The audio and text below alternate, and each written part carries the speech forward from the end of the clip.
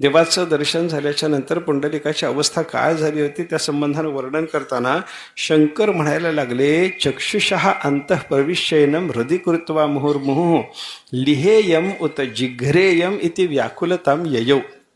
पुंडलिकाची अत्यंत व्याकुळ अवस्था झाली. परमात्म्याला पाहिल्याच्या नंतर त्यांना काय करून काय नको अशी अवस्था देवाच्या संबंधानं त्यांची झालेली होती. डोळ्यांनी पाहता पाहता या परमात्म्याला डोळ्यांनी साठवावं, आपल्या हृदयात साठवावं असंही वाटायला लागलं.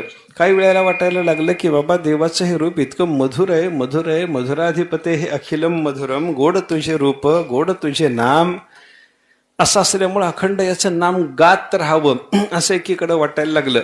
आणि देवाचं रूप अतिशय मधुर असल्यामुळं जणू काही हे देवाचं रूप आपण जिभेने चाटून घ्यावं की काय अशीही पुंडलिकाच्या अंतःकरणामध्ये भावना निर्माण व्हायला लागली. बरं का, चरणचुंबी आलिंगने हेवा चरणचुंबी अशा पद्धतीची वर्णने संत